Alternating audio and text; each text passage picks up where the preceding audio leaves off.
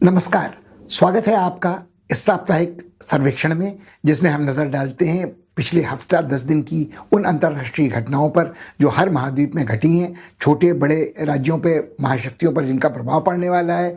और जैसा हम हर बार कहते हैं, हमारा नज़रिया रहता है भारत का, इंडियन पर्सपेक्टिव, ताकि भारतीय विदेश नीति पर, भारतीय राष्ट्रीय हित पर इस सारे घटनाक्रम का क्या प्रभाव पड़ेगा।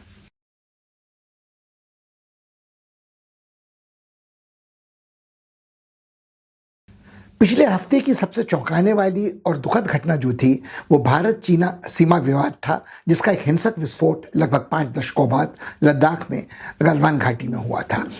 अब भारत चीन सीमा विवाद के बारे में जो बात समझने लायक है कि जिसे हम भारत चीन सीमा कहते हैं, जितनी बार हम इस शब्द का प्रयोग करते हैं, हमारा मतलब होता है लाइन ऑफ एक्चुअल कंट्रोल, अर्थात वास्तविक नियंत्रण रेखा। ये जो LAC है, ये नियंत्रण रेखा LOC से बिल्कुल फर्क है। और जहां तक भारत और चीन का प्रश्न है, ये पूरी की पूरी जो सरहद है, जिसका विस्तार लंबाई में लगभग 4000 किलोमीटर है, वो न तो कहीं भी स्पष्ट रूप से निरूपित है, न किसी नक्शे पर, और न ही जमीन पर ये चिन्हित है। और शायद इसका चिन्हित होना लगभग असंभव है, क्योंकि जिस तरह की भूमि से ये गुजरती है, वो गिलगिट बाल्टिस्तान में काराकोरम के पर्वतमाला से लेकर के अरुणाचल तक, उसमें रास्ते में बहुत सारे नदी नाले तेजी से बहने वाले हैं, बर्फीले रेगिस्तान हैं, 4000-5000 मीटर ऊंची चोटियां हैं। तो ये कहना कि यहाँ कोई ऐसी स्पष्ट सीमा रेखा खींची जा सकती है जो दो देशों की सरहद को अलग करती हो, कहना बहुत कठिन है। और इसका लाभ चीन निरंतर उठाता रहा है 1950 से। ये समय यहाँ पर इस बात का आरोप लगाने का नहीं कि भूल किसकी थी, तिब्बत पर संप्रभुता चीन की स्वीकार करने का भारत को कितना नुकसान हुआ, मगर ये विवाद लगभग 100 वर्ष से अधिक पुराना है। जब शिमला समझौता हुआ था 1913 में, और जब मैकमोहन रेखा खींची गई थी, तब चीन काफ़ी कमज़ोर था और अंग्रेजी साम्राज्यवादी सत्ता का मुकाबला नहीं कर सकता था। तो उसने तब भी इस सीमा को, निरूपण को स्वीकार करने से इनकार किया था। और उसका हमेशा ये तर्क रहा है कि चीन अपनी उन सभी ऐतिहासिक क्षेत्रों को वापस लेना चाहता है जो साम्राज्यवादी चीन के ज़माने में उसकी भूमि का हिस्सा थे। जहाँ तक भारत का प्रश्न है, उसका मानना है कि अंग्रेज़ों के शासनकाल में ही नहीं, इसके पहले जब सिखों का साम्राज्य था और महाराजा रणजीत सिंह ने अपने प्रिय पात्र गुलाब सिंह डोगरा को कश्मीर का राज सौंपा था, तो जनरल जोरावर सिंह ने जहाँ तक अपनी सीमा का विस्तार किया था, वो विस्तार अंग्रेज़ों के मानचित्र निरूपण के बहुत पहले से अभिन्न भारत का भूभाग है, और इसमें किसी दखलंदाजी को वो बर्दाश्त नहीं कर सकते हैं। 62 के युद्ध ने इस बात स्पष्ट कर दी थी कि चीन अपने लिए लद्दाख को कितना सामरिक महत्व का क्षेत्र समझता है। उसमें उसने पाकिस्तान से जो ज़मीन हथियाई हुई है या उपहार में प्राप्त की हुई है बाल्टिस्तान गिलगिट एजेंसी में, जहाँ से अक्साई चीन की सड़क उसने बनाई है, जो उसके लिए मार्ग खोलती है रेशम राजमार्ग के पुनरुत्थान का और पुनर्जन्म का, और सीधे उसकी पहुंच बढ़ाती है गर्म समुद्र तक, ग्वादर के या कराची के बंदरगाहों तक। तो उसको छोड़ने को चीन कतई तैयार नहीं है। और ये अक्साई चीन की सड़क उसके नियंत्रण को तिब्बत पर भी मजबूत करती है। और जो रूस का मर्मस्थल माना जाता है, उसको अंडरबेली जिसे कहते हैं, पेट वाला इलाका, वो मध्य एशियाई इलाका भी चीन की पहुंच में आता है। और चीन घटनाक्रम को प्रभावित करने की स्थिति में होता है मध्य एशिया में भी, तो वो उसे छोड़ने को तैयार नहीं है। अब तक जो जानकारी हमें प्राप्त है, उसमें कई सूत्रों से बात कही गई है कि एक बार चीन ने पेशकश की थी कि जो 4000 किलोमीटर लंबी उसकी सीमा है, जो लद्दाख से लेकर के अरुणाचल तक फैली है, उसमें वो समझौता करने को तैयार है। यदि भारत उसको लद्दाख सौंपने को तैयार हो जाए, अभी सौंपना कहना बड़ा विचित्र है, क्योंकि यहाँ की लगभग 40,000 वर्ग किलोमीटर ज़मीन पर उसका कब्जा है, और चीन का जो दावा अन्यत्र सीमा पर है वो भी 90,000 वर्ग किलोमीटर पर है। तो कभी चीन पूरे अरुणाचल प्रदेश को अपना बताता है, कभी सिक्किम पर भारत के आधिपत्य को वो स्वीकार करने को तैयार नहीं है, ये मानने को तैयार नहीं कि सिक्किम भारत का भिन्न हिस्सा है। कभी वो उत्तराखंड में जो 12-15 किलोमीटर की सीमा रेखा है, जहां आज उसने बवाल खड़ा किया है नेपाल के माध्यम से, तो वो सारी चीज़ें जो हैं, वो लिपू लेक के पास वाली, लिम्पियाधुरा के पास वाली, वो काला पानी के क्षेत्र के पास वाली, चीन की कोशिश ये रहती है कि एक जगह वो थोड़ी रियायत करे और दूसरी जगह अपना दबाव बढ़ा दे। तो आज अब सोचने का सवाल ये पड़ता है कि क्या ऐसा हुआ कि चीन को मजबूर होकर LAC का उल्लंघन करना पड़ा और भारत के साथ एक हिंसक विस्फोट यहाँ प्रकट हुई। दो बातें लोगों ने सुझाई हैं। कुछ विश्लेषकों का मानना है कि चीन इस वक्त अपने को चारों तरफ से घिरा पा रहा है। उस पर यह आरोप आक्षेप लगाया जा रहा है कि उसी ने वुहान से कोरोना का वायरस सारी दुनिया में फैलाया है, प्रयोगशाला से फैला या संयोगवश, दुर्घटनावश, ये इसका विश्लेषण अभी जारी है। भारत के स्वास्थ्य मंत्री विश्व स्वास्थ्य संगठन के प्रबंध समिति के अध्यक्ष हैं, तो वो इस स्थिति में है कि जो जांच अब आगे होने वाली है उसको शायद प्रभावित कर सकें। तो चीन कहीं ना कहीं ये कोशिश कर रहा था, और चीन के मन में एक आशंका ये थी कि चीन जिस समय घिरा हुआ है कोरोना संकट से, उसकी अर्थव्यवस्था थोड़ी चरमरा रही है, तो भारत के मन में यह लालच शायद पैदा हो रहा है कि जो अमेरिकी कंपनियां ट्रंप द्वारा चीन पर थोपे वाणिज्य युद्ध के बाद चीन से भारत की ओर आ सकती हैं, उसने चेतावनी दी भारत को कि भारत अपने सभी अंडे एक डलिया में न रखे, अमेरिका के साथ जाने की, अमेरिका की गोदी में बैठने की कोशिश न करे। यदि उसने ऐसा किया तो उसे एक बड़ी कीमत इसकी चुकानी पड़ेगी। तो कहीं चीन के मन में यह आशंका थी कि इस अवसर का लाभ उठाकर, कोरोना संकट का लाभ उठाकर भारत अमेरिका के पास और न चला जाए। पिछले वर्षों में भारत अमेरिका के सामरिक समझौते हुए हैं। अमेरिका ने कोशिश ये की है कि क्वाड बने, जिसमें ऑस्ट्रेलिया हो, जिसमें न्यूजीलैंड हो, जिसमें जापान हो, जिसमें दक्षिणी कोरिया हो, और अमेरिका के साथ साथ अब भारत आ जाए, तो क्वाड से बढ़कर 6 वाली संख्या तक पहुंच जाएगा। मगर कुल मिलाकर ये प्रशांत महासागर की सीमा पर चीन को संतुलित करने का ही प्रयास चीन को नजर आता है। अब जहां तक ये कल्पना थी, पहले चीन के साथ भारत के संबंध जब मधुर थे, तो ये सपना देखा जा रहा था कि ये जो आने वाली सदी होगी वो प्रशांत की सदी होगी, वो चीन और भारत की एक साथ इस प्रशांत के क्षेत्र में अपना प्रभुत्व स्थापित करने की, अपना प्रभाव दिखाने की होगी। वो सपना बुरी तरह एक दुस्वप्न में टूट चुका है। मगर एक पक्ष और है कि सोचने की बात यह है कि क्यों चीन यह करने को विवश हुआ। भारत सरकार ने पिछले कुछ दिनों में बार बार इस बात का प्रचार किया है कि वो एक सशक्त सैन्य शक्ति है, वो किसी भी खतरे का मुकाबला अपनी सरहद पर कर सकती है। और कुछ बड़बोले लोगों ने यहाँ तक विचार प्रकट किए थे कि डोकलाम में पलक झपकाने के लिए पहले विवश किया था हमने चीन को, और चीन को पीछे हटना पड़ा था। अब ये डोकलाम वाला जो प्रसंग था, जो पिछले वर्ष कई हफ्ते चला था, ये भारत, भूटान और चीन के संगम पे, एक त्रिवेणी संगम जैसे स्थान पर हुआ था। मगर ये बात भी हमें ध्यान में रखनी चाहिए कि पिछले 5 दशक में कोई भी गोलाबारी इस क्षेत्र में नहीं हुई थी, और कहने वाले तो आज ये भी दावा कर सकते हैं कि गोली तो आज भी नहीं चलाई गई। मगर अब जब प्रधानमंत्री ने अपना एक वक्तव्य भी इस संकट के बारे में दे दिया है, तो कई सवाल फिर भी बचे रहते हैं। यदि गोली वहां नहीं चलाई गई, गोलाबारी वहां नहीं हुई, तो कैसे 20 भारतीय सैनिक और अफसर वहां शहीद हुए?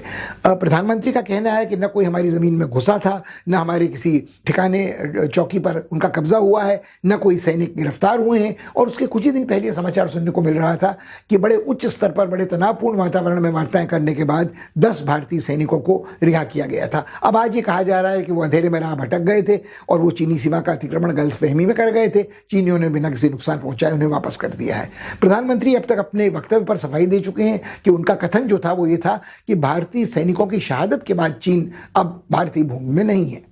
मगर जो सवाल इसके बाद आज भी बचा रहता है पिछले हफ्ते की इन घटनाओं के बारे में, वह यह है कि चीन का जो सरकारी मुखपत्र है ग्लोबल टाइम्स, उसने बारंबार ये कहा है कि पूरी गालवान घाटी पर चीन की संप्रभुता है, उसका ऐतिहासिक दावा है, और यह दावा कई सदी पहले चीन साम्राज्यवाद के काल तक जाता है। तो जिस को हम लाइन ऑफ एक्चुअल कंट्रोल मानकर चल रहे थे, वो चीन की नज़र में लाइन ऑफ एक्चुअल कंट्रोल है ही नहीं। और कुछ विडंबना यह है कि भारतीय राजनयिक जब कोई वक्तव्य देते हैं तो वो काफ़ी गोलमोल वाला होता है। वो कहते हैं अंतर यह है कि हमारे नज़रिए में और चीन के नज़रिए में थोड़ा अंतर है कि लाइन ऑफ एक्चुअल कंट्रोल क्या है। मगर ये सिर्फ नज़रिए का अंतर लाइन ऑफ एक्चुअल कंट्रोल का नहीं है, बल्कि ये कहीं ना कहीं दोबारा उस दावे को पेश करने का है जिसको सिरे से भारत नकारता रहा है। और अब तक चीन ने इस बात का कोई संकेत नहीं दिया था कि वह इस क्षेत्र को बिल्कुल अपना इलाका मानता है। एक और सवाल जो बचा रहता है कि जब इतने बड़े पैमाने पर मुठभेड़ हुई थी, जिसमें 75 भारतीय सैनिक घायल हुए, 20 लोगों की जान गई, तो क्यों कोई शस्त्र का प्रयोग नहीं किया गया? अब लोगों का कहना है कि ये एक भले मानुसों का समझौता था जो चीन और भारत के बीच में हुआ था कि स्थिति को विस्फोटक होने से बचाने के लिए जब कोई भड़काने वाली घटना होती है तो दोनों पक्षों में से कोई भी, किसी भी पक्ष के सैनिक हथियारों का प्रयोग नहीं करेंगे। मगर ये बात आश्चर्यजनक है कि जब पूरी बटालियन का कमांडिंग ऑफिसर घेर लिया गया हो और उसको पथराव से मारा जा रहा हो, उसे लाठियों से, कटीले तारों से, जड़ी लाठियों से मारा जा रहा हो, कुछ सैनिक बर्फीली नदी में गिर के अपनी जान गंवा रहे हो, तब भी कोई आत्मरक्षा में हथियार का प्रयोग नहीं करेगा। तो ऐसे भले मानुसों के समझौते का फिर क्या अर्थ रह जाता है। और जब ये सारी घटना घटी तब भारत की जनता को यह आश्वासन दिया जा रहा था कि अब दोनों ही पक्ष वार्ताओं के बाद पीछे हट रहे हैं और अंग्रेजी में जिसे डिसएंगेजमेंट कहते हैं वह प्रक्रिया हो रही थी मुठभेड़ की संभावना को बचाने के लिए। तो ये सारी घटनाएं ऐसी हैं जो नए सवाल खड़े करते हैं भारत और चीन के रिश्तों के बारे में। और उससे भी बड़े सवाल जो खड़े होते हैं वो ये है कि इस तरह की घटनाओं का दोहराव न हो। क्या ये भारत चीन एक अन्य युद्ध की सुगबुगाहट है? क्या इससे एक नया विश्व युद्ध कभी हो सकता है, या यह एक नए शीत युद्ध की शुरुआत है? एक बुनियादी सवाल और इसके साथ जो जुड़ा हुआ है वो है कि भारत की प्रतिक्रिया अब क्या होनी चाहिए। स्थिति यह है कि भारत ने निश्चित रूप से एक चोट सही है और वो इस चोट को चुपचाप नहीं सह सकता। मगर अभी हमको कुछ समाचार सुनने को मिले हैं सरकारी सूत्रों के हवाले से कि भारत यथार्थवादी दृष्टि से अपने राष्ट्रहित की रक्षा करेगी। यानी यथार्थवादी दृष्टि से अपने राष्ट्रहित की रक्षा करेगी का अर्थ है कि भारत ने इस बात को स्वीकार कर लिया है कि सैनिक शक्ति के मामले में चीन और भारत के बीच में असंतुलन है। वहाँ जो हमारी सेनाएं तैनात हैं वहाँ हमारी सेनाएं नीचाई पर तैनात हैं, उनकी सेनाएं थोड़ा ऊंचाई पर तैनात हैं। तिब्बती वायु सैनिक अड्डों पर उनके जेट विमान हैं, हेलीकॉप्टर हैं, उनके टैंक हैं, और हमारे पास भी जो सारे ये हथियार हैं और हमने बड़ी तेजी से वहां उनको पहुंचाने की कोशिश की है। तो इससे कुछ लोगों को लगता है कि जैसा 1962 में हुआ था, भारत की बढ़ती हुई सैनिक तैयारी को देखकर ही चीन को शायद ये लगा कि कोरोना संकट का फायदा उठाते हुए जब भारत उससे जूझने में लगा है, यहाँ अपनी स्थिति को वो मजबूत कर ले। अब कहीं ना कहीं इस तर्क में कुछ दम जरूर जान पड़ता है कि नेपाल के साथ भी जो भारत का सीमा संकट बढ़ा है वो इस कारण बढ़ा है कि भारत के रक्षा मंत्री ने इस बार एक सड़क का उद्घाटन किया था इंटरनेट में कल्पित यथार्थ के जरिए ही, जो सीधे मानसरोवर तक पहुंचने का रास्ता छोटा कर रही थी। और इसी तरह लद्दाख में जो सड़क बनाई जा रही थी वो लगभग पूरी हो गई। भारत सरकार का दावा है वो 220-25 किलोमीटर की सड़क लेह को सीधे दौलत बेग ओल्डी से जोड़ रही थी, और दौलत बेग ओल्डी की चौकी उस सामरिक संवेदनशील क्षेत्र पर स्थित है जहां से सियाचिन का नियंत्रण सहज होता है। तो ये सारी बातें आपस में जुड़ी हुई हैं। आज अब ये कहा जा रहा है कि चीन इस बात से भी बड़ा परेशान था कि जब भारत ने जम्मू कश्मीर राज्य का प्रशासनिक पुनर्गठन किया तो उस वक्त वो चुप रहा, मगर तैयारी तब से जारी थी कि भारत को सबक सिखाया जाए कि पूरा इलाका ऐसा है जहां एक उभय पक्षी विवाद भारत और पाकिस्तान का नहीं है, बल्कि चीन कहीं ना कहीं तिब्बत की सरहद मिलने के कारण उसका एक हिस्सा बना हुआ है। कुछ लोग आज ये सुझाते हैं कि भारत को तीनों मोर्चों पर यह लड़ाई अब चीन के साथ लड़नी है, राजनयिक मोर्चे पर, सैनिक सामरिक मोर्चे पर और आर्थिक मोर्चे पर। सैनिक मोर्चे पर हम ये मानकर चल रहे हैं कि युद्ध की संभावना कम है, युद्ध भड़काने वाली घटना पर नियंत्रण होना चाहिए, मगर राजनयिक के मामले में मुझे लगता है कि चीन के विश्वासघात के बाद उनके किसी भी आश्वासन पर भरोसा करना बहुत ही खतरनाक और जानलेवा साबित हो सकता है। तो बचा रहता है आर्थिक विकल्प। तो कुछ देशभक्तों ने यह मांग उठाई है कि चीनी सामान का बहिष्कार करना चाहिए, तत्काल पूरा बहिष्कार करना चाहिए, चाहे वो चीनी खाना ही क्यों न हो। अब ये बात कहने में आसान है मगर करने में बहुत कठिन है। भारत ने आत्मनिर्भरता का संकल्प किया है, मगर यह सपना पूरा होते होते कई दशक बीत जाएंगे। यह कहना आसान है कि भारत चीनी सामान का बहिष्कार कर सकता है, क्योंकि हम ये भूल जाते हैं कि आज भारत और चीन के बीच आर्थिक व्यापार का पैमाना बहुत बड़ा है। वो कई अरब डॉलर का है, लगभग 100 अरब डॉलर के पास पहुंच रहा है। उसका बहुत असंतुलन चीन के पक्ष में है, और भारत जो कुल सामान का आयात करता है विश्व भर से, उसका 14% हिस्सा चीन से आता है। और ये सामग्री वो है जिसमें मोटर वाहनों के कलपुर्जे हैं, जिसमें दवाइयाँ बनाने के लिए इंटरमीडिएट रसायन हैं, जिनमें प्लास्टिक है, जिसमें टेक्नोलॉजी जो है वो इलेक्ट्रॉनिक्स की है, जिसमें मोबाइल टेलीफोनी है। और जैसे ये मांग उठी, तत्काल कुछ भारतीय उद्योगपतियों ने यह बात स्पष्ट कर दी कि हम इस काम को तत्काल अंजाम नहीं दे सकते हैं, क्योंकि यदि हमने ऐसा किया तो जो कोरोना की चपेट में भारतीय अर्थव्यवस्था चरमरा रही है उसको वापस पटरी में लाना कठिन होता जाएगा। बल्कि संकट आज हमारे सामने यह है कि यदि चीन चाहे तो वह कुछ हमारा गला मरोड़ने के लिए, कोहनी पीछे ले जाने के लिए, इन चीज़ों का जिनका आयात हम चीन से करते हैं उन पर कुछ शुल्क बढ़ा दे और वो हमारे लिए महंगे हो जाएं और हमारे उत्पाद विश्व भर में ज़्यादा प्रतिद्वंदिता प्रतिस्पर्धा करने की स्थिति में न रहें। तो यहाँ भी हमको बहुत संयम से काम लेने की ज़रूरत है। इतना कहना काफ़ी नहीं है कि हमारे नाविक जहाज मलाक्का जलडमरू मध्य में पहुँच गए हैं और चीन के दक्षिणी सागर से नीचे हिंद महासागर की ओर आक्रामक विस्तारवाद को रोकने की स्थिति में है, या हमारी वायुसेना बिल्कुल तैयार है किसी भी खतरे का सामना करने के लिए। ये सारे संकेत चीन को भारत का संकल्प कितना दृढ़ है बताने के लिए काम हो सकते हैं, किंतु हमें लंबी लड़ाई के लिए तैयार होने की जरूरत है। भारत और चीन दुनिया की दो सबसे बड़ी आबादी वाले देश हैं। इनकी अर्थव्यवस्थाएं दुनिया की सबसे बड़ी 5 अर्थव्यवस्थाओं में गिनी जाती हैं। इनमें प्रतिद्वंदिता भी है और इनमें सहकार की संभावना भी है, चाहे वो बदलते मौसम का मामला हो या ऊर्जा सुरक्षा का या खाद्य सुरक्षा का या विकास के मॉडल विकल्प दुनिया के सामने रखने का। मुझे लगता है कि ऐसी कोई घटना नहीं हो सकती जो भारत और चीन के बीच में हो और जिसका प्रभाव शेष विश्व पर न पड़े। तो इस सरहद पर जो मुठभेड़ हुई है उससे ये संकेत मिलने लगे हैं कि भारत चीन विवाद जो अब दोबारा प्रकट होता सत्ता पर आता नजर आ रहा है, वो निश्चित रूप से दुनिया के और देशों को भी प्रभावित करेगा। और ये कल्पना करना कि एक नए शीत युद्ध की शुरुआत नहीं हो रही है शायद अदूरदर्शिता होगी।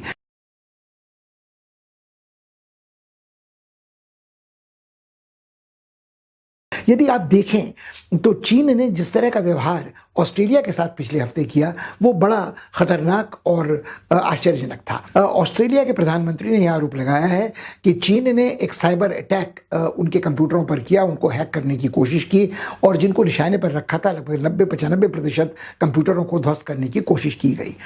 सतर्कता के कारण वो उसमें पूरी तरह सफल नहीं हो सका, मगर जो इंटरनेट विशेषज्ञ हैं उनका मानना है कि इस साइबर अटैक में, इस साइबर टेररिस्ट हमले में चीनी हस्ताक्षर साफ पढ़ा जा सकता है। 2 वर्ष पहले भी जब ऐसा हुआ था तो जिन साधनों का सहारा लिया गया था, जिस तरह की कोडिंग की गई थी, वही इस बार यहां प्रतिबिंबित साफ हो रही है।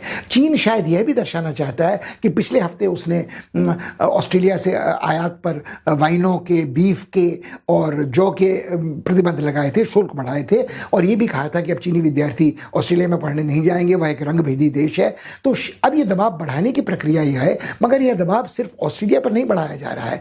चीन इसके साथ साथ यह संकेत सारी दुनिया के देशों को दे रहा है, जिनमें यूरोप के देश भी शामिल हैं, जिनमें शायद अमेरिका भी शामिल है, कि जरूरत पड़ने पर वह इस साइबर वॉर वाले अस्त्र का प्रयोग उनके विरुद्ध भी कर सकता है।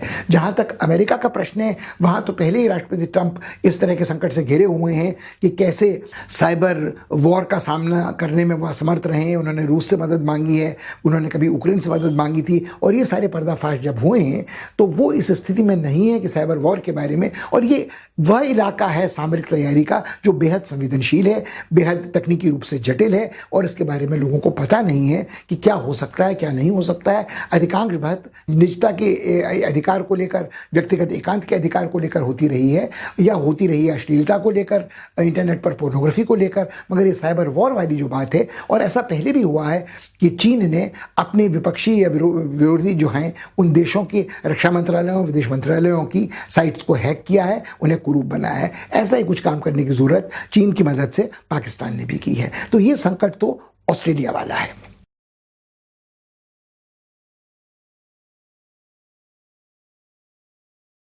दूसरा संकट जो शीत युद्ध की तरफ, विस्तार की तरफ ले जाता है, वो चीन की धमकी कहिए, गीदड़-भभकी कहिए, उन देशों को है जिन्होंने ये कहा है कि यदि चीन मानवाधिकारों का उल्लंघन करता है हांगकांग में, तो वो उन सब लोगों को शरण देने को तैयार हैं जो उत्पीड़ित हैं। इनमें ब्रिटेन पहला है, जिसमें बोरिस जॉनसन ने साफ साफ कहा है कि हांगकांग से यदि कोई लोग शरण लेने के लिए आएंगे तो जितने लोगों के पास, लाखों लोगों के पास ब्रिटेन के पासपोर्ट हैं, दोहरी नागरिकता है, वो तो इसके अधिकारी हैं ही। हम अपना द्वार खोल देंगे उन सब लोगों के लिए जिनकी संख्या दसियों लाख तक पहुंच सकती है, जो हांगकांग से पनाह लेने को ब्रिटेन में आना चाहें। अब ये बात दूसरी है कि आज की हालत में ब्रिटेन को पनाह देने की स्थिति में है या नहीं है, खासकर ब्रेक्सिट संकट के बाद शरणार्थियों को लेकर ही वहाँ एक संकट ब्रेक्सिट के विरुद्ध अपनाया गया था।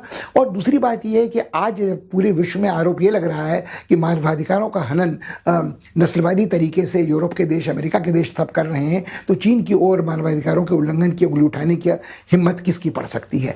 इसी तरह चीन ने धमकी दी है ताइवान को, जो आज स्वशासित प्रदेश कहलाता है मगर कभी सुरक्षा परिषद में वीटो की शक्ति हासिल किए एक स्थायी सदस्य था। अमेरिका की कृपा से ही आज के चीन को वहाँ इसकी जगह मिली है, मगर इसने भी कहा कि यदि हांगकांग से कोई लोग हमारे यहाँ आना चाहते हैं जो हमारे रिश्तेदार हैं, हमारा हाड़ मांस है, तो उन्हें हम यहाँ सहर्ष स्वीकार करेंगे। मगर चीन ने उनको भी धमकी दी है कि वो ऐसा करने का दुस्साहस न करें, यदि करेंगे तो उन्हें बड़ी कीमत चुकानी पड़ेगी। अर्थात चीन बिल्कुल तैयार है इस मोर्चे पर ताइवान से भी झगड़ने को, मुठभेड़ के लिए, ऑस्ट्रेलिया से भी मुठभेड़ के लिए, और वो बिल्कुल नहीं झुकने वाला है ब्रिटेन की या अमेरिका की धमकियों से। जहां तक अमेरिका का प्रश्न है, वो राष्ट्रपति ट्रंप कभी कुछ कहते हैं, कभी कुछ कहते हैं, कभी वो कहते हैं कि भारत और चीन के विवाद में वो मध्यस्थता कर लेंगे, ये भूल कर कि उन्होंने खुद वाणिज्य युद्ध छेड़ा हुआ है चीन के विरुद्ध। कभी वो कहते हैं कि चीन से पूरी तरह से अलग होना, उसके जाल से टोटली डिसएंटेंगल होना संभव नहीं है। तो पता नहीं चीन उनकी किस धमकी को गंभीरता से लेगा या नहीं लेगा। तो ये चीन निरंतर कर रहा है।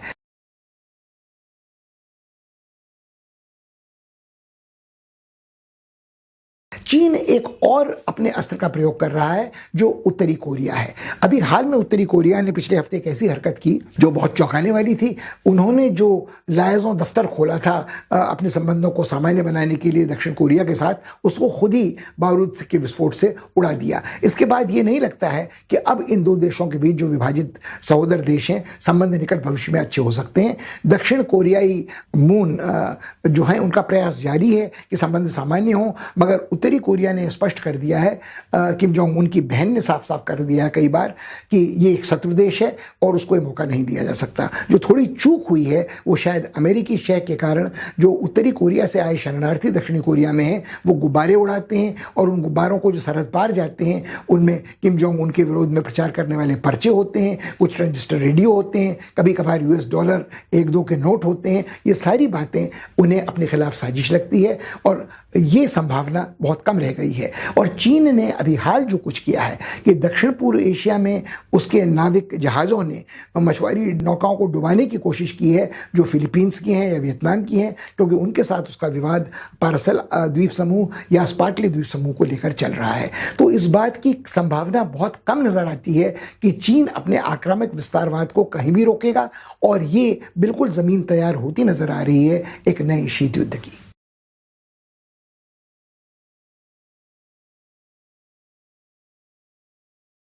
एक नज़र रूस पर। जब से वैश्विक महामारी कोरोना वायरस का प्रकोप विश्व भर में फैला है, तब से हमारा ध्यान अटका रहा है चीन की ओर। कैसे वुहान की प्रयोगशाला से वायरस बाहर निकलकर भागा, या चीन ने जानबूझकर दबाव डाला विश्व स्वास्थ्य संगठन पर ताकि दुनिया के और देशों को सतर्क होने का मौका न मिले इस महामारी से बचाव का। कम से कम नुकसान चीन को स्वयं हो, उसकी अर्थव्यवस्था बची रहे और दुनिया के अन्य देशों की अर्थव्यवस्था तहस नहस हो जाए, वहाँ राजनीतिक अस्थिरता फैले।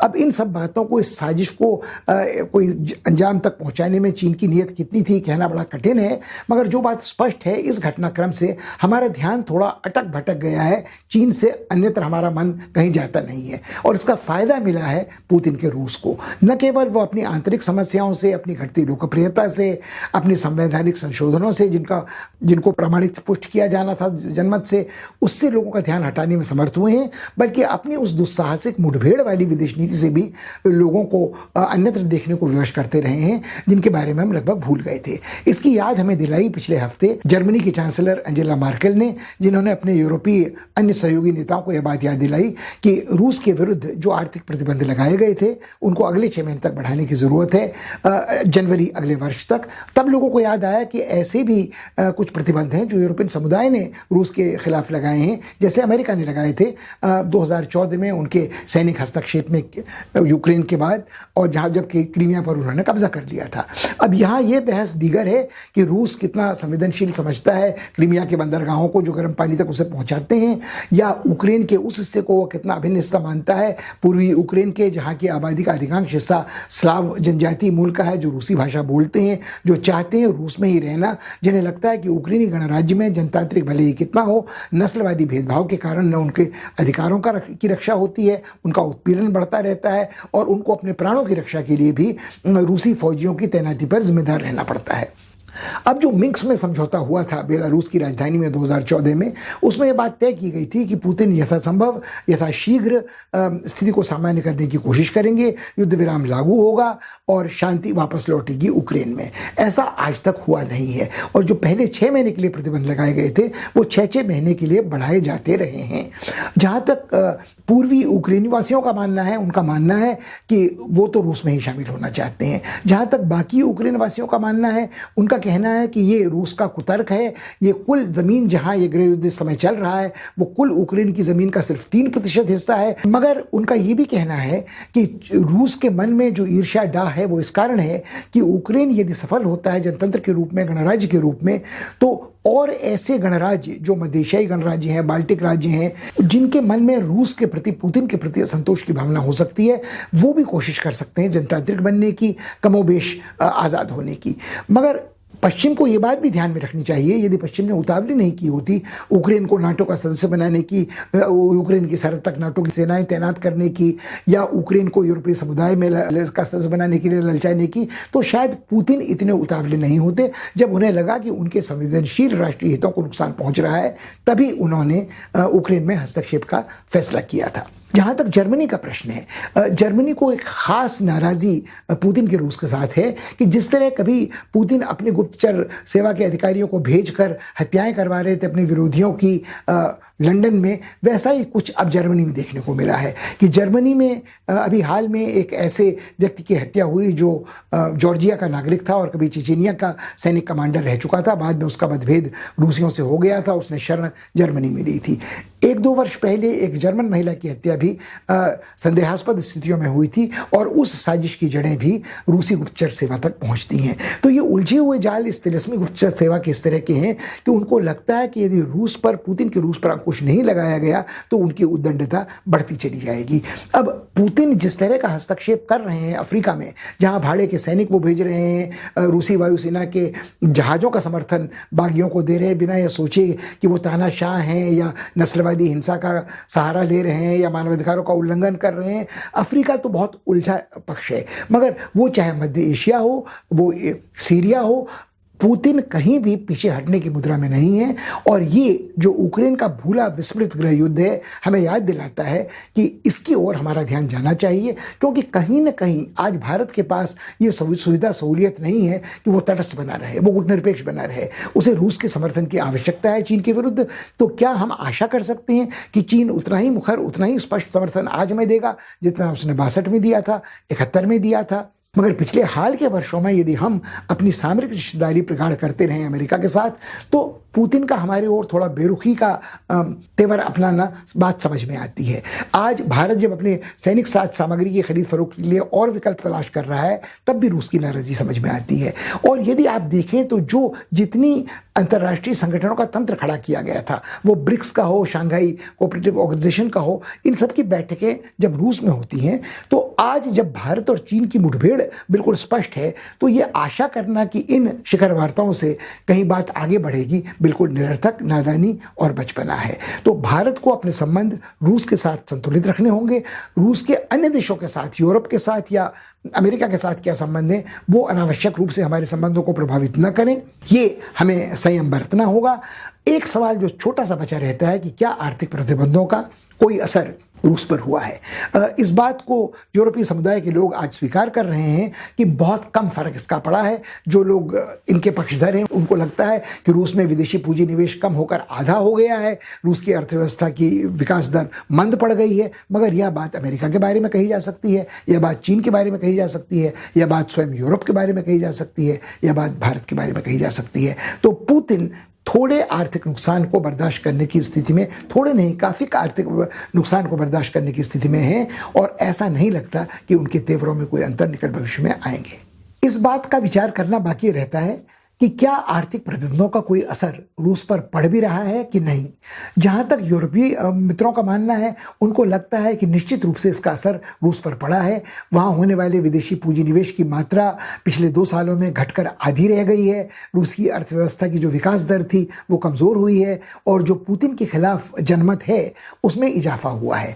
मगर दूसरी तरफ आप ये सोचें कि जब रूस ने झेल लिया अमेरिका के आर्थिक प्रतिबंधों को, तेल की दामों में गिरावट को, तो यूरोपीय समुदाय के आर्थिक प्रतिबंधों का कितना असर उस पर होगा और उससे वो अपनी नीतियों को प्रभावित करेगा, सोचना कठिन है। रही बात पुतिन के जनमत के प्रभावित होने की, तो जो लोग ये मानकर चलते हैं कि रूस में सरकार उसी तरह जनतांत्रिक और जनमत से प्रभावित होती है जिस तरह से पश्चिमी यूरोप में या अमेरिका में। और आज तो कुछ लोग ये भी सवाल उठाते हैं कि शायद व्यापक जनमत ट्रंप के राष्ट्रपति कार्यकाल में अमेरिका में भी शासन प्रशासन को प्रभावित नहीं करता। वो प्रभावित नहीं करता बोल्स्टन के ब्रिटेन को, वो प्रभावित नहीं करता मैक्रोन के फ्रांस को। अब तक संवेदनशील हैं मर्केल जर्मनी में, मगर ये प्रभावित नहीं करता है ऑस्ट्रिया, हंगरी, पोलैंड में, तुर्की में एर्डोगान को, और कुछ लोग कहते हैं भारत में मोदी सरकार को। तो मेरे ख्याल में ये कल्पना करना कि जनमत पर कोई सीधा असर इन आर्थिक प्रतिबंधों का पड़ता है वो शायद बहुत ठीक नहीं है। मगर यूरोप के सामने इन आर्थिक प्रतिबंधों के अलावा कोई विकल्प भी नहीं है, क्योंकि कहीं ना कहीं उनको ये दिखाना है कि वो बिल्कुल अमेरिका की नीति का अनुसरण नहीं कर रहे हैं, वो अमेरिका के प्रतिबंधों में 100% सहमत नहीं है, पर जो उनके वश का था वो उन्होंने किया है। मगर कहीं ना कहीं यूरोप के देशों को, यूरोपीय समुदाय के पहले फ्रांस और जर्मनी जैसे बड़े देशों को जो दिशा देते हैं यूरोपीय समुदाय के राजनयिक को, चीन और रूस के संदर्भ में अपनी नीति के बारे में स्पष्ट होने की जरूरत है दूरदर्शी दृष्टि से।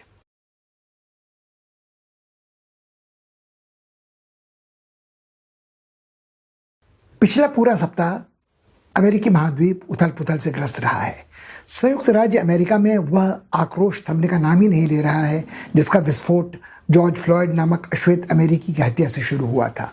भले ही हिंसक उपद्रव फिलहाल शांत हैं, मगर जो आक्रोश है अश्वेत समुदाय में, उसमें न केवल अफ्रीकी अमेरिकी शामिल हैं मगर एशियाई भी जिसमें अब शामिल अपने को मान रहे हैं, हिस्पानी भी।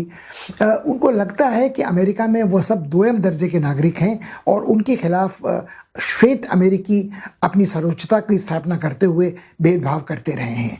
इसकी चपेट में, कोरोना महामारी की चपेट में आने वाले सबसे अधिकांश वही हैं, क्योंकि वही लोग सबसे निर्धन थे, मलिन बस्तियों में रहते थे, वो सोशल डिस्टेंसिंग आदि नहीं कर सकते थे, अस्पतालों तक जाने के साधन उनके पास नहीं थे, शिक्षा के अभाव में वो अपराध के चंगुल में भी फंसते रहे हैं। मगर ये सारी बातें शायद हम कुछ रुक कर सकते हैं। मगर यह वर्ष अमेरिका में राष्ट्रपति चुनाव के वर्ष है और राष्ट्रपति ट्रंप को इस बात की चिंता है कि यह जो रंगभेदी, नस्लभेदी आक्रोश का विस्फोट हुआ है उसका क्या परिणाम उनके चुनाव में पड़ेगा। उनके तेवर बदले नहीं हैं, उन्होंने अभी भी आवश्यकता से अधिक बल प्रयोग करने वाली पुलिस का समर्थन छोड़ा नहीं है। उनका जो मुख्य जनाधार है वो धर्म प्रचारक ईसाई इवेंजलिस्ट समुदाय का है, वो जो बंदूकों को रखने का अधिकार अपना बुनियादी अधिकार मानते हैं उन अमरीकियों का है, और कहीं ना कहीं वह समर्थन करते रहे हैं उन तत्वों का जो अमेरिकी गृह युद्ध में हार गए थे मगर जिन्होंने अब आखिरी घड़ी तक जीवित रखने की कोशिश की थी दास्ता की इस कुरीति को। आज हो अमेरिका में क्या रहा है कि इन जननायकों की मूर्तियों को उखाड़ के फेंका जा रहा है, उन पर कालिक पोती जा रही है और लोगों को एकाएक इस बात का एहसास हुआ है कि उनके पास एक जनतांत्रिक शक्ति अपना आक्रोश अभिव्यक्त करने की है। और पिछले हफ्ते ही कुछ ऐसे फैसले अदालत ने, सर्वोच्च अदालत ने अमेरिका में दिए हैं, संयुक्त राष्ट्र अमेरिका में, जिनकी कोई आशा ट्रंप ने नहीं की थी। उन्होंने जिन जजों को नामजद किया था वो एक बार बेंच पे बैठने के बाद विक्रमादित्य के सिंहासन पे बैठने की तरह नीर क्षीर का विवेक साबित करने वाले हुए हैं। उन्होंने कुछ फैसले खिलाफ दिए हैं जो ट्रंप की इच्छा के अनुकूल नहीं थे, जिनमें LGBTQ समुदाय का जो समलैंगिक लोगों के अधिकारों का प्रश्न था, नौकरियों में उनके साथ भेदभाव न करने का प्रश्न था, उनको उन्होंने बहाल किया है। और जो समर्थकों का समुदाय है कट्टरपंथी ईसाइयों का, उनको इससे बहुत आपत्ति हुई है। और कहीं ना कहीं जो संघीय व्यवस्था की चीज़ हम बार बार करते रहे हैं उस पर भी इसका प्रभाव पड़ता है कि अब तक अमेरिका के अलग अलग राज्यों में जो संघ के सदस्य हैं अलग अलग कानून LGBT कम्युनिटी के बारे में थे, अलग अलग तरह की वहाँ दंड प्रणालियाँ हैं, मगर अब इस फैसले के बाद उनके लिए ऐसा करना लगभग असंभव हो जाएगा। इसका भी कुछ न कुछ असर चुनाव पर पड़ने वाला है। इसी तरह ट्रंप ने एक बार घोषणा की थी कि वो जो ड्रीमर्स हैं उनको आने पर रोक लगा देंगे। ड्रीमर्स यानी वो बच्चे, वो किशोर जो बिना किसी प्रामाणिक कागजी दस्तावेज के प्रवेश कर गए थे अपने अभिभावकों के साथ या अकेले अमेरिका में इस सपने के साथ कि वो अमेरिका की नागरिकता एक न एक दिन ग्रहण कर पाएंगे। इसको भी जो ट्रंप की आशा के विपरीत उनके खिलाफ फैसला सर्वोच्च न्यायालय ने दिया है। पता नहीं आने वाले दिनों में कितने और ऐसे फैसलों का सामना ट्रंप को करना पड़ेगा। ट्रंप की व्यक्तिगत दिक्कतों में एक और यह रही है कि उनके जो अटॉर्नी जनरल बार हैं उन्होंने घोषणा कर दी थी कि जो न्यूयॉर्क के प्रोसिक्यूटर हैं वो निकाले जा रहे हैं, उनके बदले कोई दूसरा आदमी नियुक्त किया जा रहा है। मगर उस व्यक्ति ने साफ ये घोषणा कर दी कि न तो मैंने इस्तीफा दिया है और न मेरा इस्तीफा देने का कोई इरादा है, मैं उन सारे मुकदमों की जांच पड़ताल करता रहूँगा। इसमें विचित्र बात यह है कि अधिकांश मुकदमे वो हैं जिनमें आरोपी या तो ट्रंप के समर्थक हैं या उनके परिवार के कुछ सदस्य हैं, जिनके ऊपर बड़े गंभीर आरोप हैं कानून की व्यवस्था में रुकावट डालने के, संविधान की जो शपथ है उसके उल्लंघन करने की और भ्रष्टाचार की। तो ये सारे गंभीर आरोप हैं और यदि इनका खुलासा आता है, एक और सरदर्द ट्रंप को पिछले हफ्ते झेलना पड़ा कि उनके कभी रक्षा सलाहकार रह चुके जॉर्ज बोल्टन ने अपने संस्मरण छपवाए। भरसक कोशिश की ट्रंप की सरकार ने कि इसका प्रकाशन न हो सके, इस पर प्रतिबंध लग जाए, पर अभिव्यक्ति की स्वतंत्रता के नाम पर अदालतों ने इस पुस्तक को प्रकाशित होने दिया है। अब ट्रंप उस पुस्तक को बदनाम करने में लगे कि नीरस पुस्तक है, बकवास पुस्तक है, कपोल कल्पित कथानक इसमें है, किस्सा गोई है। मगर कुल मिलाकर जो आरोप ट्रंप पर लगाए गए हैं उनके पूर्व राष्ट्रीय सुरक्षा सलाहकार ने, जिन्हें बर्खास्त किया था ट्रंप ने, उसमें ये बात स्पष्ट हुई है कि ट्रंप ने कई ऐसे फैसले लिए और कई बार ऐसी बातें की जिनको न तो कानूनी कहा जा सकता है न राष्ट्रहित में माना जा सकता है। जैसे यूक्रेन की सरकार से मदद की पेशकश करना कि उनको राष्ट्रपति चुनाव में जीत दिलाने में मदद करे, यह आरोप उन पर रूस के बारे में भी लगता रहा है। तो ये कानूनी लड़ाई, संवैधानिक लड़ाई संयुक्त राज्य अमेरिका में चलती रहेगी। मगर उनका भी हाल ये है ट्रंप का कि आबेल मुझे बार जैसा कि दक्षिण अमेरिका में जो कुछ घटनाक्रम चल रहा है उसमें वो जानबूझकर कठिन घड़ी में भी हस्तक्षेप करने से बाज नहीं आ रहे हैं। जैसे इंटर अमेरिकन डेवलपमेंट बैंक नाम की एक संस्था है जो दक्षिण अमेरिकी राज्यों को मदद करती है आर्थिक विकास के लिए।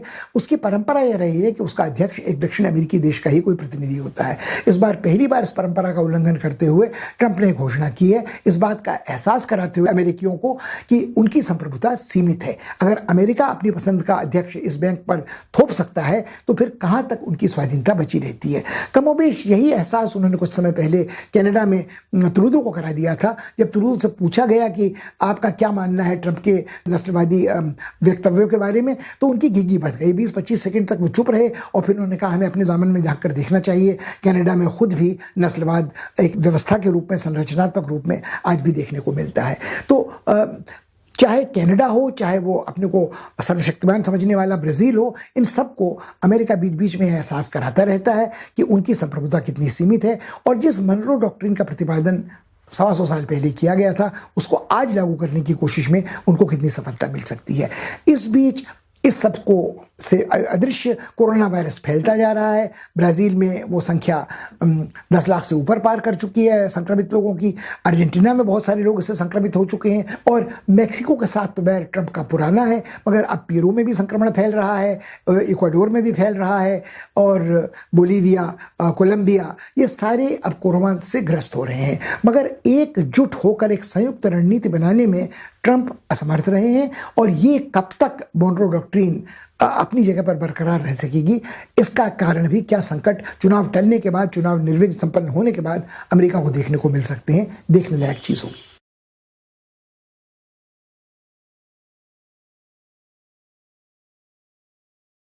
पिछले हफ्ते के घटनाक्रम ने हमें यह सोचने को मजबूर किया है कि यूरोपीय समुदाय भी संयुक्त राष्ट्र अमेरिका की तरह एक बिखरता हुआ फूट से घिरा परिवार है। और यह एहसास तब हुआ जब जर्मनी की चांसलर एंजेला मार्केल ने सुझाव दिया कि कोरोना संकट से जूझते सबसे आपदाग्रस्त देशों में जिनकी अर्थव्यवस्था लगभग तहस नहस हो चुकी है, उनकी मदद के लिए, उनके पुनर्स्थापन के लिए बड़े पैमाने पर आर्थिक सहायता जुटाई जाए। और उनका सुझाव ये था कि लगभग 750 अरब यूरो से अधिक की धनराशि बाजार से उठाई जाए और उन देशों को, इटली, पुर्तगाल, स्पेन आदि को दी जाए जो सबसे ज़्यादा प्रभावित रहे हैं। मगर तत्काल उन 4 सदस्यों ने आपत्ति की जो जाने जाते हैं किफ़ायती 4 के नाम से, द फ्रूगल 4, जिसमें नॉर्वे है, स्वीडन है, डेनमार्क है और ऑस्ट्रिया है। इनका कहना है कि क्यों हम ये करें, हम तो उधार में बाहर बाजार से धनराशि उठा रहे हैं और हमें इन्हें दान में दे रहे हैं, इन लोगों को जो गैर जिम्मेदार हैं अपनी अर्थव्यवस्था को ठीक से चलाने के लिए। अब यह बात एक हद तक बहुत सही है। 2008 में जब यूरो संकट हुआ था तब भी यूरोपीय समुदाय ने मिलकर इन देशों की, जिन्हें पिग्स कहते हैं, पुर्तगाल, इटली, ग्रीस और स्पेन, सहायता की कोशिश की थी। मगर एक बार संकट से निकलने के बाद उन्होंने उन वादों से मुकरना शुरू कर दिया जो उन्होंने सहायता ग्रहण करने पर लिए हुए थे। यह समस्या फ्रांस और जर्मनी में भी स्वयं है। लोगों को लगता है कि जो अधिक संपन्न देश हैं, जो अधिक मेहनतकश देश हैं, जो अधिक जिम्मेदार देश हैं, क्यों वो अपने नागरिकों के साथ ये अन्याय कर रहे हैं कि उनसे करों से जो पैसा प्राप्त होता है उनसे वो कहते हैं कमर कस लो कि हमें यूरोपीय समुदाय के अपने भाई बहनों की मदद करनी है, और जो लोग मुफ्तखोरी के आदी हो चुके हैं वो बिल्कुल भी गैर जिम्मेदारी से में कटौती करने को तैयार नहीं होते हैं। एंजेला मर्केल इस बात को समझती हैं कि वो खुद बहुत किफ़ायतसार थी, मगर उन्हें लगता है कि इस वक्त यदि यूरोपीय समुदाय की अर्थव्यवस्था को जर्जर होने से नहीं रोका गया तो शायद समुदाय का अस्तित्व ही शेष नहीं रहेगा। और ये जो प्रयोग था इतने राष्ट्रों का एक बड़ी शक्ति के रूप में, सामूहिक क्षेत्रीय संगठन के रूप में सामने आने का, वो हमेशा हमेशा के लिए संभावना नष्ट हो जाएगी। कोरोना के कारण जो शेंगेन वीसा की प्रणाली थी, जो शुल्कों की प्रणाली थी, वो तो पहले से ही खटाई में पड़ी हुई थी। और इसके अलावा एक बड़ा संकट यह था कि ब्रेक्सिट की चुनौती से यूरोप जूझ रहा था। और जब ब्रेक्सिट में जो सबसे बड़े जुआरी हैं वहाँ के प्रधानमंत्री बोरिस जॉनसन, उनका तेवर कुछ ये था कि कोरोना संकट का दबाव हो, कुछ यूरोप में फूट का दबाव हो, और वो एक अपने लिए एक ऐसा सौदा पटा लें। वो घड़ी निकट आती जा रही है जब वो खतरे की घंटी बजने वाली है कि इस वर्ष के आखिरी दिन ब्रिटेन और यूरोपीय समुदाय का विवाह विच्छेद, संबंध विच्छेद हो जाएगा। कुछ चीज़ों में समझौते हो चुके हैं मगर बहुत सारी चीज़ों में समझौते बचे हुए हैं। क्या प्रभाव इसका यूरोप पर पड़ेगा, आने वाले दिनों में उनके वाणिज्य पर पड़ेगा, अंतर्राष्ट्रीय व्यापार पर पड़ेगा, ये सारी बातें अपनी जगह पर हैं। तो एक ओर तो ब्रेक्सिट से जूझ रहा था यूरोप, दूसरी ओर यूरोप को जूझना पड़ रहा है अब इस मतभेद से।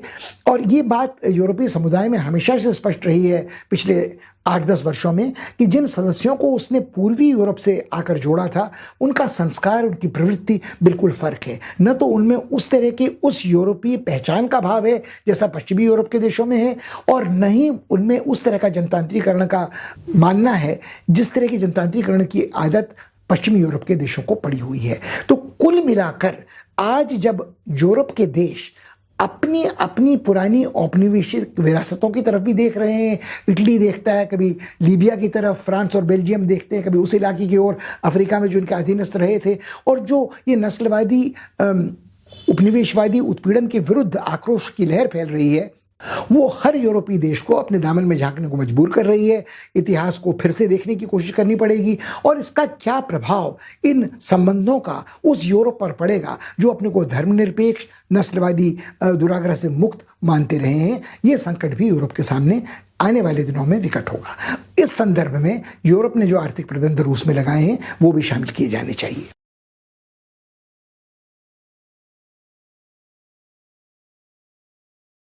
अभी हाल तक बहुत सारे लोग इस गलतफहमी का शिकार थे कि अफ्रीका में दक्षिण अफ्रीका एक नेता की भूमिका निभाएगा। वो एक विकसित देश है, संसाधनों की प्रचुर मात्रा में उसके पास उपलब्धि है, और वह एक ऐसे नेतृत्व से मुक्त हो चुका है जो भ्रष्टाचार से के आरोपों से घिरा हुआ था, और वह अफ्रीका को दिशा दे सकेगा कम से कम अपने पड़ोसियों को। मगर पिछले हफ्ते के घटनाक्रम ने निराशा हमें इस बात में दिलाई है, और शायद ये भी चेतावनी हमें दी है कि जिसे हम अफ्रीका कहते हैं वो एक ऐसा बड़ा महाद्वीप है जिसमें 55 देश शामिल हैं, और वो सिर्फ एक भौगोलिक नक्शे पर इकाई के रूप में नजर आता है। उसकी जो राजनीति है, उसकी जो अंतर्राष्ट्रीय संबंधों की पृष्ठभूमि है, वो बिल्कुल फर्क है। तो पहले बात दक्षिण अफ्रीका की। दक्षिण अफ्रीका में कोरोना वायरस पीड़ितों की संख्या तेजी से बढ़ी, और वहाँ भी एक बार देखने को वो मिला कि जनजातीय घरेलू नुस्खे इस बीमारी का सामना कर सकते हैं या नहीं कर सकते, इसके बारे में राजनीतिक नेतृत्व बहुत स्पष्ट नहीं था। जो वैज्ञानिक डॉक्टर आदि हैं उनकी सलाह मशवरे में देर की गई, और कहीं ना कहीं वहाँ के राष्ट्रपति ने ये घोषणा की कि जब हमको घरबंदी लागू करनी पड़ी, लॉकडाउन, तो हमें कोरोना संक्रमण से मरने वालों की अपेक्षा उन अपराधों की ओर ध्यान देना पड़ा जो घरेलू अपराध कहे जाते हैं। लोगों ने घर में डोमेस्टिक वायलेंस जिसे अमेरिका में कहते हैं, पति पत्नी के बीच में, माता पिता और बच्चों के बीच में, उनकी संख्या बहुत तेजी से बढ़ने लगी। महिलाओं के प्रति अपराधों की संख्या बढ़ने लगी, और जो कानून और सुरक्षा की व्यवस्था बहुत अच्छी दक्षिण अफ्रीका में कभी भी नहीं रही है, इस कारण कि नस्लवाद की रंगभेदी नीति के समाप्त होने के बाद भी, अपार्टाइड की, वहाँ का वर्ग संघर्ष बरकरार है। जो वास्तविक संपदा है, जो वास्तविक सत्ता है, वो गोरों के हाथ में है, या उन अश्वेतों के हाथ में है जो गोरों के संग सहयोगी की भूमिका निभाते हैं। तो लोगों को लगभग किलेबंदी करके अपने को अलग अलग इलाकों में सुरक्षित रखना पड़ता है, और ये समस्या दक्षिण अफ्रीका में आज तक बरकरार है। तो जब तक दक्षिण अफ्रीका राज्य के रूप में अपनी उसकी सामरिक स्थिति कितनी ही संवेदनशील क्यों न हो, उसका लाभ तब तक नहीं उठा सकती। हमें लगता है कि जिस तरह से ब्राज़ील का महिमा मंडन पश्चिमी देश और अमेरिका करते रहे थे, उसी तरह से दक्षिणी अफ्रीका का महिमा मंडन लोग करते रहे हैं और ये साबुन के झाग की तरह बुदबुदा आज बिल्कुल फूट चुका है। और भारतीयों की जो स्वाभाविक सहानुभूति महात्मा गांधी के दक्षिण अफ्रीका प्रवास के कारण रही है, उसके कारण हम उस देश के दोषों का तटस्थ विश्लेषण नहीं कर पाते हैं। आज दक्षिण अफ्रीका की कमजोरी बिल्कुल साफ है, वो कोरोना की चपेट में है, अर्थव्यवस्था चरमरा रही है और वहाँ कानून और सुव्यवस्था की स्थिति जो है वो भी थोड़ा संकटग्रस्त है।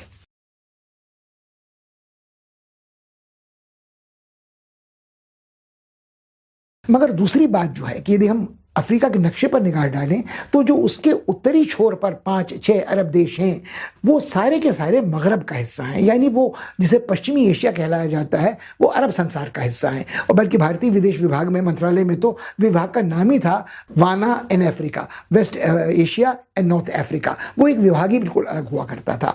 वहाँ का जो घटनाक्रम पिछले सप्ताह का है वो काफ़ी चिंताजनक है।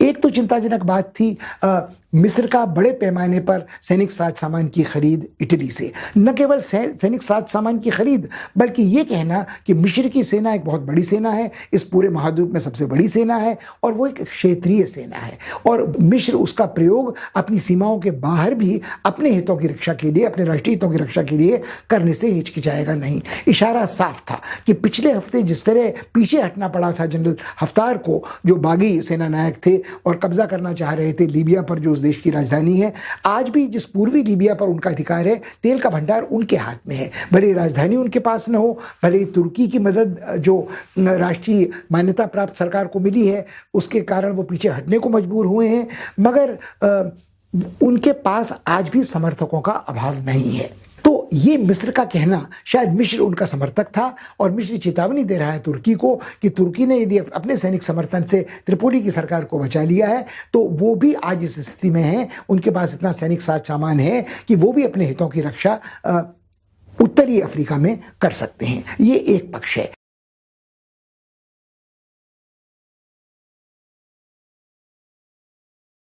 दूसरा पक्ष ये है कि एक विवाद उत्तरी अफ्रीका में इस इलाके में वो प्रकट हो रहा है जो सीधे सीधे पर्यावरण से जुड़ा हुआ है और पर्यावरण का संकट आज कोरोना संकट के कारण थोड़ा दूर नजर आता है, मगर कभी भी वो विस्फोटक हो सकता है और कभी भी अफ्रीका जैसे महाद्वीप में ऐसी प्राणों को प्रभावित कर सकता है जो युद्ध स्तर पर जिनका सामना करने की जरूरत पड़े। तो इथियोपिया में और सूडान के बीच में ये टकराव शुरू हुआ है एक ग्रैंड रेनेसां डैम, एक महान बांध के निर्माण को लेकर जो नील नदी के जल को रोकने वाला है। कई वर्षों में ये बांध से जो सरोवर बनेगा वो पूरा होगा, इससे कितना बड़ा क्षेत्र जल प्लावित होगा, किसी को आज इस बात का आकलन करने की फुर्सत नहीं है कि इतने बड़े बांध के निर्माण के लिए पैसा कहाँ से आएगा। जो पैसा आएगा, तो जो पैसा विदेशी सहायता देगा वो बदले में इसके एवज के क्या वसूल करेगा इन देशों से, और जो ये पारिस्थितिकों को प्रभावित करेगा ये बांध, उसका क्या असर किन किन देशों पर पड़ेगा। मिस्र को खुद ये चिंता है कि उसके जो नील नदी का हिस्सा है उसके जल में कटौती इससे हो सकती है, सूडान और इथियोपिया के बीच इसको लेकर संघर्ष हो सकता है और इससे जो बदलाव होंगे, इससे जो संकट उत्पन्न होगा वो बाकी बहुत सारे देशों को, उत्तरी अफ्रीका के ही नहीं मध्य अफ्रीका के देशों तक को प्रभावित कर सकता है। और अभी लोगों को लगता है कि मिस्र की राय ये थी कि कम से कम थोड़ा इंतजार किया जाए, इसके सरोवर को भरने के लिए कई वर्षों का समय दिया जाए, मगर सूडान और इथियोपिया वाले इसके लिए तैयार नहीं है और मिस्र ने अब गुहार लगाई है संयुक्त राष्ट्र में कि इस विवाद का निपटारा हो। ये एक विवाद एक छोर में है, हॉर्न ऑफ अफ्रीका की तरफ इथियोपिया और सूडान की तरफ, और सूडान का दक्षिणी हिस्सा जो है वो लगभग उस युद्ध की चपेट में आता जाता रहता है जो मध्य अफ्रीका में जाने कब से जारी है।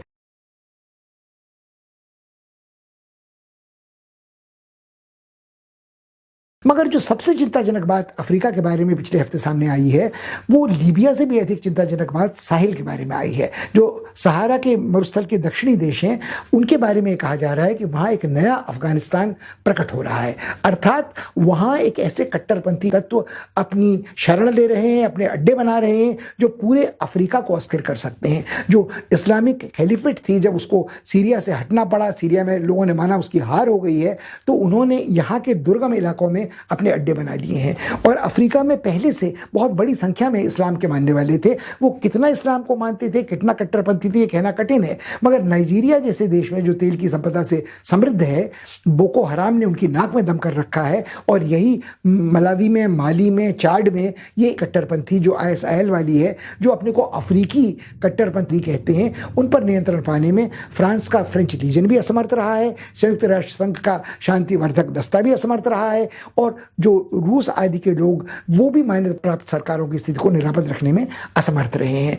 अब क्यों इसको नया अफगानिस्तान कहा जा रहा है, उसके बारे में सोचने की जरूरत है कि तालिबान के साथ जिस तरह का संवाद अमेरिका ने किया था कि वो अपनी सैनिकों को वहां से हटा लेगा और बदले में वहां युद्ध विराम हो जाएगा, अफीम की खेती बंद हो जाएगी, सरकार के साथ तालिबान सहयोग करेगा, सरकार तालिबान को सरकार में शिरकत का मौका देगी, ये सारी बातें नहीं हुई हैं। पिछले हफ्ते ट्रंप ने ये जरूर घोषणा कर दी कि अब अमेरिका अफगानिस्तान में सिर्फ 8,000 सैनिक अपने रखेगा, मगर तालिबान ने जो कुछ समझौते किए थे उसमें से एक भी पूरा नहीं किया है। तो अफ्रीका में भी, साहेल में, जहां एक नया अफगानिस्तान विस्फोटक रूप से जन्म लेता नजर आ रहा है, वहां भी इसी के होने की संभावना है। तो अफ्रीका में आने वाले दिनों में हमको नस्लवादी हिंसा, जनजातीय हिंसा और वो जो ये हिंसा है, कट्टरपंथी इस्लामिक हिंसा, एक साथ देखने को मिल सकते हैं। और पर्यावरण के संकट के कारण भी जो राष्ट्रीय हितों का टकराव होगा वो भी हमको देखने को यहां मिल सकता है।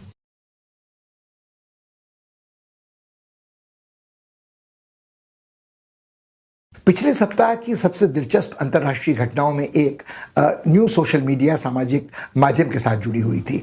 अमेरिका के राष्ट्रपति, जो वाणी के संयम के लिए नहीं जाने जाते, उन्होंने एक बहुत भड़काऊ भाषण अपनी फेसबुक पोस्ट में दिया और जिससे काफ़ी उत्तेजना फैली, क्योंकि वहाँ नस्लवादी भेदभाव के विरुद्ध जो आक्रोश का विस्फोट हो रहा है, उस माहौल में ये हिंसा को भड़काने वाला कहा जा सकता था। फेसबुक के मालिक मार्क जुकरबर्ग का मानना था कि अमेरिका में अभिव्यक्ति की स्वतंत्रता है, संविधान का पहला संशोधन इसको संरक्षण प्रदान करता है, और कोई न कोई एक मंच ऐसा जरूर होना चाहिए जिसमें दोनों पक्षों को अपनी बात रखने का मौका मिले। मगर उनका यह तर्क किसी को पचा नहीं। उनके दफ्तर में लगभग बगावत उनके खिलाफ भड़क उठी। लोगों का कहना था कि जो कोई हेट स्पीच है, घृणा फैलाने वाला कोई भाषण है, वक्तव्य है, विस्फोटक है, हिंसा को भड़काने वाला है, उसको अभिव्यक्ति की स्वतंत्रता के दायरे के भीतर नहीं रखा जा सकता। मार्क जुकरबर्ग अपने हट पर डटे रहे। उन्होंने कहा कि नहीं, ये संपादकीय निर्णय मेरा अपना था। हाँ, हम इतना कर सकते हैं कि एक चेतावनी इसके साथ जोड़ दें कि यदि फेसबुक में कोई इस तरह का भड़काऊ वक्तव्य देता है तो हम कहें कि इसको आप फॉरवर्ड न करें, इसको आगे चलकर ट्वीट न करें, और इसका आगे प्रसार प्रचार हम रोकने का प्रयास कर सकते हैं। इसके विपरीत आचरण किया ट्विटर में, जहां ट्विटर ने जब एक ट्रंप के चुनाव अभियान के दौरान उनके समर्थकों ने एक ऐसे प्रतीक चिन्ह का इस्तेमाल किया जो पीले रंग का तिकोन था, जिसका प्रयोग करते थे नाजी लोग अपने बंदियों को दागी बनाने के लिए, तो उन्होंने तत्काल उसे वहां से हटा दिया। और मगर जहां तक दोहरे मानदंडों का प्रश्न है, सिर्फ अमेरिका तक सीमित नहीं है। यदि आप देखें कि इन कंपनियों का क्या आचरण रहा है चीन के संदर्भ में, जब चीन में, हांगकांग में लोगों ने ये प्रदर्शन शुरू किया अभिव्यक्ति की स्वतंत्रता के लिए, जनतंत्र की स्थापना के लिए, तो पहले तो इनका बड़ा समर्थन फेसबुक, ट्विटर आदि ने किया। मगर जब चीन ने दबाव डाला तो जिस समय स्थिति वास्तव में सबसे नाजुक थी, उस समय वो खाते बंद कर दिए गए जो इन प्रदर्शनकारियों के, आंदोलनकारियों के थे। तो उन लोगों ने आपत्ति की कि हमारी अभिव्यक्ति की स्वतंत्रता समय सबसे ज़्यादा हमें ज़रूरत थी, आपने बाधित की है। अब आप ये भी तुलना कर सकते हैं, कुछ वर्ष पहले जब इन्हीं कंपनियों को भारत सरकार ने बुलाया था, फेसबुक को, ट्विटर को, माइक्रोसॉफ्ट को, एप्पल आदि को, तो इन्होंने ये हट पाला था कि हम संवेदनशील जानकारी को आपके यहाँ सर्वर्स में नहीं रख सकते, हमें इन्हें बाहर ही कहीं निरापद रखना होगा। बट जब चीन का प्रश्न था तो आज गूगल को ये बात स्वीकार करनी पड़ी है। गूगल के मालिक ने स्पष्ट कहा है कि हम उस देश में, जिस देश में काम कर रहे होते हैं, जहां हमारा कारोबार चल रहा होता है, हम उस देश की संप्रभु सरकार के आदेशों का पालन करते हैं, उन कानूनों की अवहेलना हम नहीं कर सकते। कहीं ना कहीं इसमें निजी व्यावसायिक स्वार्थ और हित हैं, और ये दोहरे मानदंड हमको देखने को निरंतर मिल सकते हैं। मजेदार बात यह है कि निरंतर सामाजिक माध्यमों का प्रभाव अंतर्राष्ट्रीय संबंधों में बढ़ रहा है।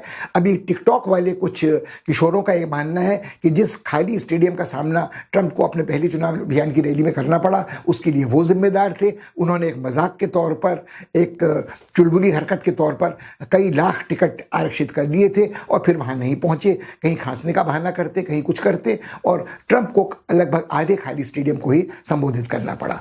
हमने हाल के वर्षों में देखा है कि सामाजिक माध्यम महत्वपूर्ण एक संवेदनशील लगभग सामरिक अस्त्र है आंदोलनकारियों प्रदर्शनकारियों के हित में, चाहे वो अरब वसंत हो, चाहे वो ईरान में विरोधियों का प्रदर्शन हो, और ये सब जानकारियां जो हैं जनता प्राप्त करती है सामाजिक माध्यम से। तो सामाजिक माध्यम अभिव्यक्ति की स्वतंत्रता, सामरिक संवेदनशीलता और इन बड़ी कंपनियों के निजी स्वार्थ और उनकी जिम्मेदारियां, इनकी राजनीतिक पक्षधरता आने वाले दिनों में सोचनीय विषय रहेगा।